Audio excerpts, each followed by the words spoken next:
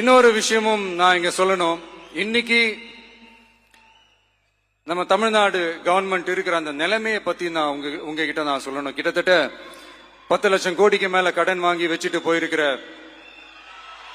இன்னைக்கு அந்த தமிழ்நாடு அரசு இருக்கிறப்போ, கஜானாவை சுத்தமா தொடச்சி வலிச்சு வச்சுட்டு போயிருக்கிறப்போ, தூக்க முடியாத சுமையை ஏத்தி வச்சுட்டு போயிருக்கிறப்போ,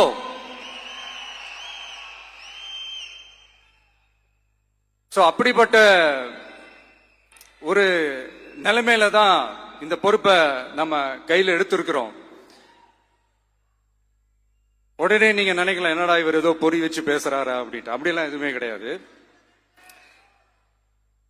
உள்ள போய் பார்த்தா தான் தெரியும் எது எந்த நிலைமையில இருக்குன்னு, என்ன இருக்கு என்ன இல்ல, எது எந்த நிலைமையில இருக்கு எது எந்த நிலைமையில இல்ல. அதையெல்லாம் பார்த்துட்டு உங்களுக்கு ஒரு வெள்ளை அறிக்கையா அதை வெளியிடணும்னு நான் நினைக்கிறேன்.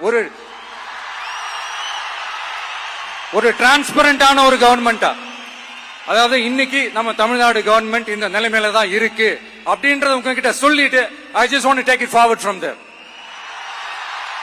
அதைத்தான் நான் முதல்ல செய்யணும்னு நினைக்கிறேன். தமிழ்நாட்டை பொறுத்த வரைக்கும் இப்ப யாரையாவது போய் ஏதாவது சந்திக்கணும் அப்படின்னா இந்த மூஞ்ச மூடிக்கிட்டு போய் சந்திக்கிறதோ,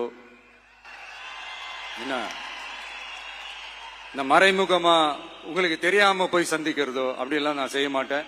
எதுவா இருந்தாலும் வெளிப்படையாக ஒளிவு மறைவு இல்லாம தான் நான் செய்வேன். இவ்வளவு பெரிய ஒரு பொறுப்பை என் கையில கொடுத்திருக்கிறீங்க.